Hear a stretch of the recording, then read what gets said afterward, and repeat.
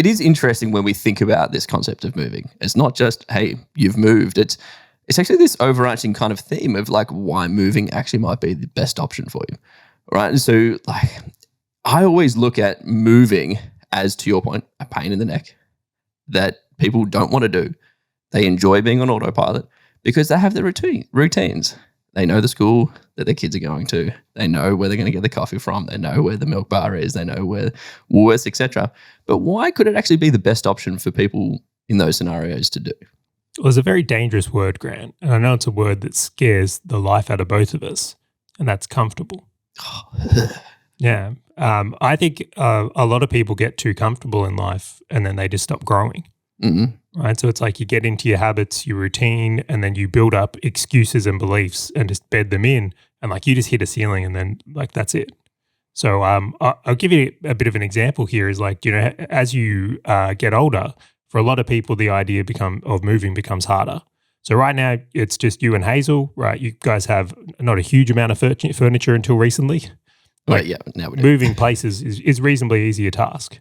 Now, as soon as you throw into the mix like kids, family, schools, older parents who maybe need some support, things like that, the whole idea of moving becomes harder. And maybe you've got a job as well in a location. So throw all that in and then the idea of moving becomes like the bar gets high, gets really, really high. But that's also why I think it's so dangerous because when better opportunities come up in people's lives that maybe they do need to move for, it's so easy to just say no to that. Like, what a great opportunity, but I couldn't move. Mm.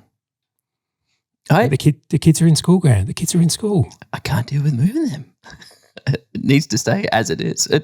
But I also look at it from the other side of the fence of what it's almost like if you don't understand the opportunities that you're being missed, it still kind of validates just staying in place, right? Because you just didn't know what you missed. Well, and so my favorite saying, and I'm sorry to cut you off, but my favorite saying is like, if you want to have what others don't, you have to be willing to do what others won't. And that's exactly right. And I always find it funny. So when we invest money or build our businesses, we're dealing with dollars, which is the greatest feedback system because it's like, well, you made money and then you spent money and that's why you don't have any left. And you go, well, I can fix that.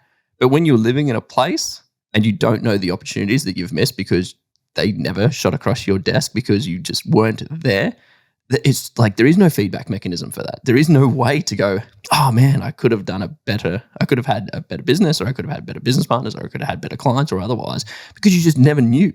And this is exactly why, like I tell everybody, so I moved to the Philippines for like 7 years and I traveled around Europe, traveled around Asia, just met different people, looked for different opportunities, went outside of my comfort zone. I lived across the eastern seaboard of Australia over the last year. Like it was all about going, is there somewhere better?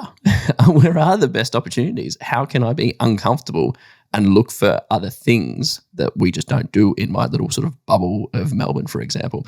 And so it's really trying to get beyond that view of, maybe I just enjoy going to the same cafes and sort of coming stale and just being comfortable with being uncomfortable. Yeah, so I'll dig into this one a little bit further. So I'll tell the story. I think it's helpful for people. When Bianca and I had Jack, one of the decisions we made was to move closer to family to do the family experience. So based on feedback from other people in our lives and just what we viewed as a good idea is like when you have a newborn, being close to parents and other family, like it's a very family-oriented time. Now, my family lives in the suburbs on the Mornington Peninsula. I'll just say I won't give away areas right now. And we moved down to there when Jack was born. And do you know what? Great decision. Being near family when we had a little baby, so good and so many precious memories. The downside of that is that if I looked to the amount of, let's say, business owners that are in that area doing things that we're doing, it's quite low in comparison that what would be towards Melbourne CBD. So just purely on like population and then also just like different things like the business owners down there, many talented business owners, I will say as well, many very successful ones, but just the volume of that and even the type of that compared to other areas of Australia in general, very, very different. So that was kind of the trade-off we made. The other one was facilities. So when you move to, let's just say, a more suburban place, is like, well, things close it early. There's not as many things that are there, and you kind of have to drive everywhere as well. I will mention, like I really noticed that was another thing that came through with it. Now that was all good. And I'll tell you what, even like a huge win during the lockdowns of Melbourne, because we actually had a really nice property and space and plenty of parks and things. So we did kind of get a win out of that as well. That was really good. But there's always a but, Grant. Always. I was waiting for it.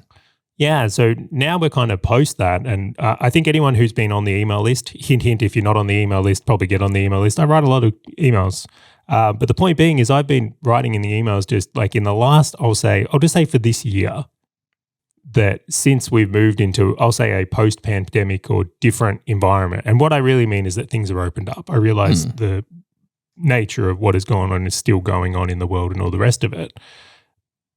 Things have started to fire up again.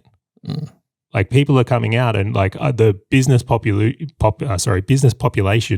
in Victoria is started to thrive again in a really big way, and opportunities and deals like I'm becoming well and truly aware of, and suddenly my lack of proximity towards that has been very noticeable, where I'm looking at it now and like I'm going, hey, like I don't get me wrong, I'm having a good time in the suburbs, but there are opportunities to be in rooms, be it certain mastermind events, partake and be closer to people who are achieving things more like the things I want to achieve, and I'm not doing it.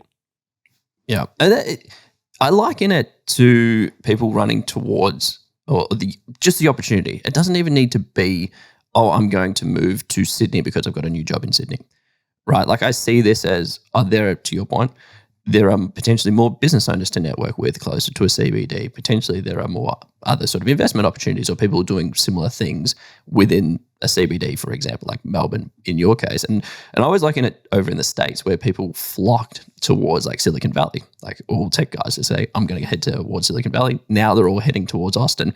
And interestingly enough, Charlie, if we weren't sort of doing the stuff that we do together, one of the things that was on my list with Hazel was actually going to Austin, Texas for like a year or two, because that's like the tech hub. And that was prior to me sort of getting out of like software and doing all that kind of fun stuff. Why? Dude, the opportunities. Imagine the business owners, imagine the conversations they're having, imagine the meetups, imagine the masterminds, all these things. And just being in and amongst that is just infectious, because it's so easy to jump and have a coffee with a founder that if you're in like the rural Australia, you're just never going to get those conversations. Even to the extent that last night, I didn't realize that there was actually a meetup with a group of business owners that I catch up with regularly. And I got a WhatsApp from one of my mates at like 6:30 going, are you going to come down at 7? And I'm like, oh yeah, well. And it was like a 5-minute walk. And so I'm like, I can take advantage of these opportunities because they're available to me, because they're in close proximity. And people will come into the city. And for people who don't know, I actually live in Melbourne CBD. And they would just message me, hey, I'm in the city, let's catch up. Or, hey, I've got time for a coffee between it. And it's just these encounters where people know that I can be available in order to have those conversations that just open me up to opportunities where in like the pandemic, you will, everyone was like Zoom based, but now people need that face-to-face. They're like, I want to be out and about. I need to see people. So now everyone's like, hey, who's around? Who can I talk to? I think need's a strong word there. I think that there's still plenty of opportunity online. I really do. But I would say this is like an additive. This is like an extra. So it's a whole different opportunity that exists, and like being able to seize it. And I know we've said opportunity like 4,000 times, but I'll frame this one of going, it's the opportunity cost in not being able to see these things that goes unmeasured. And I think for many business owners, they're looking at what they're doing and like they can, I did this activity, it led to this. We did this job, it led to this. But like, how different would it be if like once a week you went out for dinner with a group of very talented business owners? If you add that into your week, what would fall with the fruits of that? If you're missing out on that every week, is your trajectory really as good as you would think it is? So it's a massively interesting idea, and I think it's imperative. And I will also mention I moved to Brighton in Victoria, which is like not far from you at all. Actually, I think we're about 15 minutes away now, maybe. Yep. Which was my reason number 2, is that we're doing a huge amount of stuff with full stack and in business, and adding in person for business is actually a massive additive for what we do as well. Hey, fellow business owner, if this topic and value-packed short video has resonated with you at all, and you want to dive deeper into being a full stack business owner, check out the full episode by clicking the link on your screen or in the description right now.